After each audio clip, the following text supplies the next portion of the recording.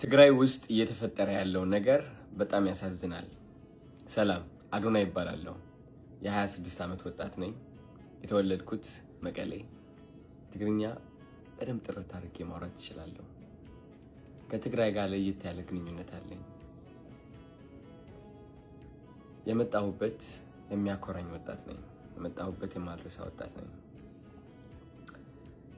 ባይገርማችሁ ይህ ዓመት እየጠበቅኩት የነበረው አንድ ትልቅ ነገር አለ።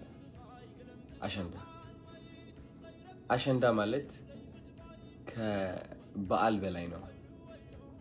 አሸንዳ ማለት ብዙ የትግራይ ተወላጆች አብረው ሴሌብሬት የሚያደርጉት ትልቅ የህፃንነት ትውስታችን ነው። አሸንዳ በጣም እየጠበቅኩት ነበር። እስካሁንም ነገሮች ሰላም ይሆናሉ ብዬ ጠብቄም ነበር። የትግራይ ወጣቶች በጣም ያሳዝኑኛል። ምክንያቱም ከማንም ፍጡር በላይ ተስፋ ያላቸው ወጣቶች ናቸው። ልክ እንደኔ። ያለፈው ዓመት አሸንዳ ስመለስ ወደ መቀሌ የተሰማኝ ስሜት ምን እንደሆነ ልንገራችሁ። አብዛኛው ወጣት ምን ያህል እየሞከረ እንዳለ፣ ምን ያህል በእግዚአብሔር እየተማመነ እንዳለ ነው ያስተዋልኩት። ምን ያህል ተስፋ እንዳለው። የእነዚህ ወጣቶች ተስፋ ግን ባጭሩ እየተቋጨ ይገኛል። ብዙዎቻችሁ ሰምታችሁ ይሆናል አሁን እየተፈጠረ ያለው ነገር ትግራይ ውስጥ። በጣም አዝኛለሁ። አሸንዳ አንድ ወር ቀርቶት እኔ የጠበቅኩት ትግራይን ከፍ ማድረግ አለብኝ፣ ወጣቱን ማነቃቃት አለብኝ ነበር። ግን በዚህ ሰዓት እንደዚህ አይነት ነገር ያጋጥመኛል ብዬ አላሰብኩኝም። ከብዶኛል ለራሴ። እነዚህ ወጣቶች ያለቻቸው ጥቂት ተስፋ ይዘው ለመጓዝ እየሞከሩ እያለ አሁን እየተፈጠረ ያለው ነገር ግን ተስፋቸውን በአጠቃላይ የሚቋጭ ነው። ውጊያ የእነዚህ ወጣቶች ጠላት ነው። አይናቸው ስመለከት፣ ፊታቸው ስመለከት ጀግንነት ይታየኛል።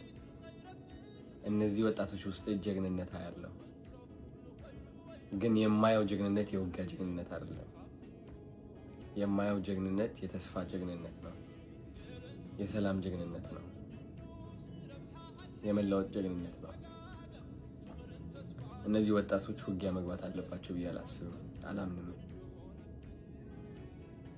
በዚህ ዘመን ውጊያ ወደ ኋላ እንጂ ወደፊት ሊወስደን አይችልም።